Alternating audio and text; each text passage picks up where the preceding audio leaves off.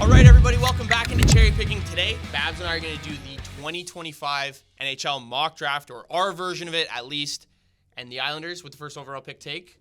I think they're going to have to go Matthew Schaefer. You agree with me? It's a defenseman that is probably the best available. Unfortunately, he kind of yeeted himself into the post at the World Juniors, and that's why there's even just a little bit of doubt about maybe taking him. If he had played the full season, this would be no doubt. Yeah, I think you just have to go with the best player available. And even though he hasn't played because of that World Junior stint, mono at the beginning of the season too, he's still the best player, so you got to take him. And he plays both ways too, so it's a beneficial pick here because you're going to get a guy that you can slot in, that you can be responsible, and I think that's what the New York Islanders really need at this rate. And then San Jose, it's the second overall pick. I think with Schaefer gone, you go with Michael Misa, who's the best forward in the draft. Yep, Michael Misa, he can play, both these guys, the next guy we'll talk about too, they can both play center or wing, and San Jose just needs to take the best available player off the board, and they're going to have a great offense in a couple of years. If this guy plays the way he does in the OHL when he makes it to the NHL, they're going to be in a fantastic spot. Absolutely. And I think the next team after that, picking third, the Chicago Blackhawks, will be doing the exact same thing here. But I think you add Porter Martone here, a winger who can play center, but I think his best suit as a winger. Finally get some help for Connor Bedard, who everybody, and especially Blackhawks fans, have been screaming about ever since he got into the league. Yep, I've watched Martone play a few times this year in person. He looks fantastic. At the World Juniors, everyone was disappointed in the results we had there. But this guy has been able to get it done, and the Blackhawks have to fill spots somehow. And, I mean, they can't go defense, so this just makes complete sense for Martone to go there. Yeah, absolutely. But the core there is starting to look pretty good. You know, on defense, Lev Shinov last year, you have Alex Vlasic, Bedard, Nazar, Oliver Moore, who started playing at the end of last year as well. So the future's looking bright. And then Utah got this fourth overall pick, definitely not slated to get. They jumped up 10 spots, kind of like the Islanders as well.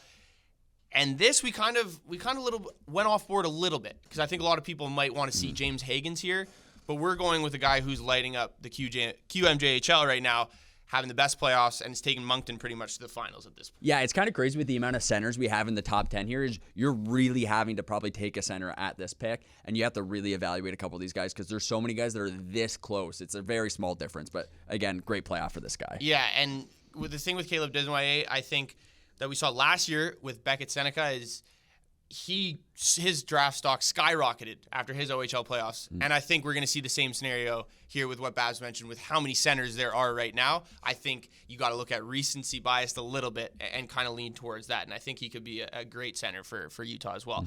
The next pick, and this could also be debated as where James Hagens goes, but we have Anton Frundell going there from the second Swedish league. Yeah, he's playing in the Hockey Allsvenskan this year. They got promoted to the SHL. He's had a very good year. He's worked his way up the draft boards. Sweden obviously kind of got wrecked by Canada at the end of the World U18s, but the Sweden group as a whole up into that point looked pretty good, and they've got so many prospects here. I rate this guy higher than maybe other people do, but that's just kind of how these go. Yeah, and if you look at the players that have come out of the same team in this second Swedish league, you see Victor Eklund, who's also in this draft, his brother, William Eklund, Alex Holtz, Alex Wenberg, Jonathan Lederker-Ramaki, Noah Oslin. So a ton of good players have come out of this team recently, and I think you're going to see Frundell kind of have the same impact in the NHL. And Nashville needs a center desperately. They need a ton of things. I could see Barry Trotz going with a Swedish guy over our next pick, James Hagens, we have going to the Flyers at this point. There's one thing I did actually look up because I was curious. Cutter Gauthier, when he went to the Flyers, obviously had that whole debacle where he didn't want to sign there, got traded for Jamie Drysdale.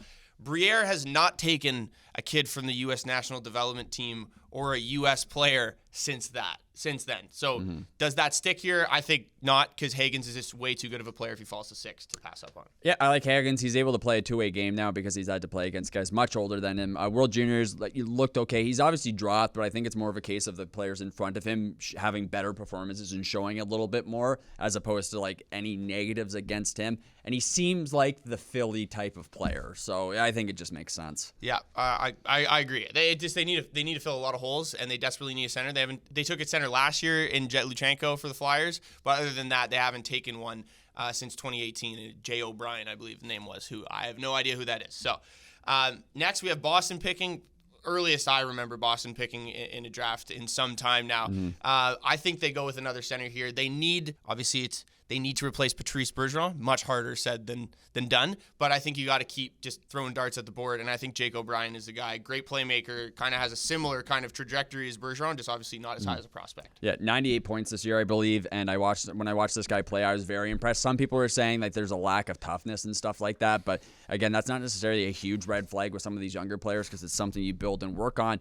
But from a pure skill standpoint, amazing player. I think he's a fantastic pick. You can't really go wrong with any of the centers from basically in the top 10. Like you're going to get a great player. It's a crapshoot. It's really a crapshoot at this point. Like the center mix match for how this actually goes down on draft day could be totally different. Obviously, there could be some trades still at this point as well. I think we'll see some of the trades a little bit later on in the first half of the round that we'll talk about.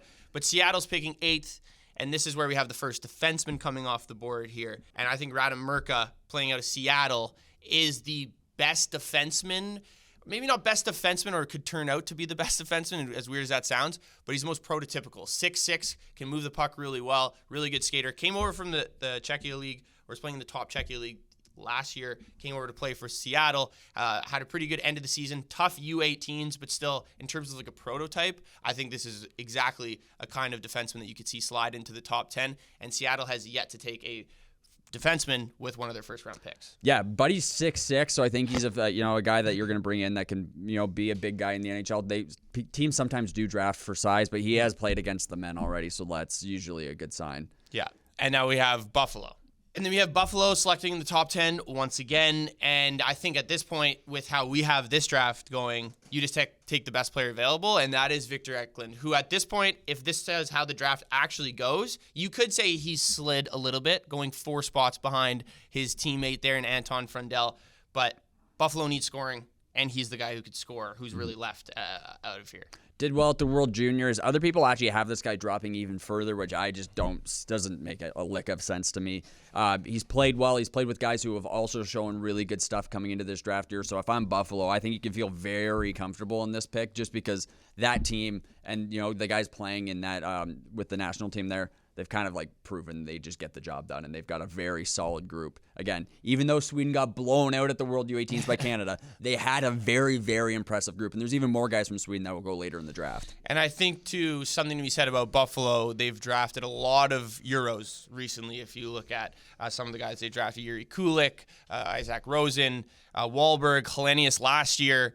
So a decent amount of guys that Victor Eklund could be able to kind of roll in with as the Sabres kind of project for their next rebuild, if you could say at this point. Okay, and then just before we get outside the top 10, Anaheim, we have Brady Martin here, another center, another player from the OHL. They needed a grinder. They needed a grinder, a combination of like a guy with skill and compete. It seems like Brady Martin is that prototypical player. They have a ton of skill. They need to pair it with a guy who can actually get these guys the puck and go in the corners and get the puck for them. Yeah, when I've watched this guy play, he's just a guy that you would feel very comfortable bringing in because he can either play bottom 6 or top 6. Like, there is this skill there. He's smart, and he gets the job done. And I think at the end of the day, bringing in a player that already has some of those intangible things, the things that you have to sometimes teach players coming out of the OHL and stuff like that, puts you in a spot where this is a guy that you can turn around pretty quick. And Anaheim's in a good spot with the prospect pool right now.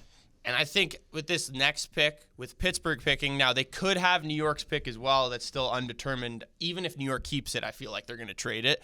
But they may take a stab at a player. But 11 with Pittsburgh, this might be my most confident pick if he falls this far. And it's Jackson Smith. Solely because Dubas has already said that they need a ton of help on the left side of their blue line, and Jackson Smith is the perfect player to do that and the best player available to do that at the number 11 spot. Yep, I love the kid. I was talking about this with people the other day. Jackson Smith, I think, is going to be a fantastic NHL player, and I'm already calling it now. I've just been very impressed with everything I've seen from him, so I think that's a great great spot for Pittsburgh, and it seems like a Dubas draft pick as well. So yeah, and I could see Seattle taking a crack at Smith as well. I just have Seattle or Merca favored there. Like I said, athleticism, size, ability, kind of stuff like that. But the next pick we just mentioned as well, the Rangers picking at number 12 after the lottery. Roger McQueen I have here. This is like a player that the Rangers could take because of the state of their franchise compared to the rest of these teams that are drafting before them. Roger McQueen could easily be a top 10 pick, but he has some injury concerns, have some back concerns. I've seen they need to do an extensive kind of medical kind of history on him, or any team needs to if they're looking at drafting him, the Rangers can take that risk if they don't trade it. Yep. This guy, I think, in my opinion, would probably be a top 5 pick if it wasn't for the injuries. He's really big. He knows how to play. Just the problem is if you get an injury-prone player that plays the way that this guy does, it's really not a good sign. But he's already got the size. So, and the Rangers are a team that can take a gamble. So I completely agree. I think this would be a fantastic person for them to take if healthy. You're right. Enough. If healthy, of course. Now, Detroit picking at 13. I think we see a couple more defensemen could go at this point, and I think this is kind of where it starts. Kayshawn Aitchison is like a super physical defenseman, very athletic. Like his player comparables have been Trouba, Condre Miller. Detroit could add a defenseman like that. They have Seider. They have a pretty good prospect pool. I think you just add this guy to it and kind of puts the cap on the top there. When you watch this guy play live, he stands out. Fantastic player. And if you need someone that's actually going to be able to go around and throw the body, I mean, this is an easy pick, especially for a team that is going to probably have to draft a defenseman. And then we go to the 14th pick. And I personally think Columbus is going to trade one of these picks and take a defenseman with the other one. But you think Columbus could take Sasha Boumedienne here from Boston? Yeah, this guy has jumped up quite a bit because he had 13 points in 7 games in the World U18, so his stock is starting to rise. Offensive defenseman, obviously, because he's able to move the puck. I would be very interested to see. This guy might end up going higher just because you get that last little push through there, and teams love offense. And adding this guy, imagine this guy in that you'd have such a good defensive group. In Columbus that can score. This might be the perfect support player to bring in, especially because some of their defensemen are aging. So this would be a really good. I really love this pick, and I think he's probably going to end up going higher once we get closer to the draft. They just moved David Yurchik to Minnesota. Tkachuk just got moved up. He's going to be playing with the club. So this will in turn be their next best defensive prospect if they end up taking a defenseman at this point. At 15, Vancouver's picking.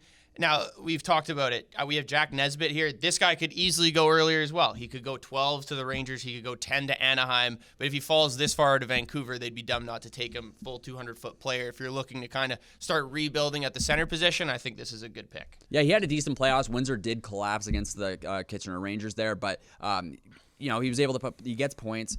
World Juniors, again, he still looked good. If he falls this far, you probably have to say he would be the best available of anything. But the next pick is very interesting. Very interesting, and maybe a little bit biased because I would love the Canadians to take Carter Bear out of Everett. He had an insane year on a very competitive Everett team in the WHL. 40 goals, 82 points. But unfortunately, at the end of the year, he did get hurt. And this is one of the reasons why I think he's sliding and could slide to the Canadians. And remember, they have picks back-to-back here. Yep. This draft is full of guys that would go higher, but there is injuries. And again, Schaefer's going to go where he goes, but it was another example of player who just unfortunately got hurt in his draft year. So teams do have to take a little bit of a risk. But at 16, I wouldn't really say that this is necessarily a really risky pick, especially related to the injury that he has. It's not like it's a back or a neck or something that can build into a giant issue. It is something that is repairable. Yeah, so. And they have a safety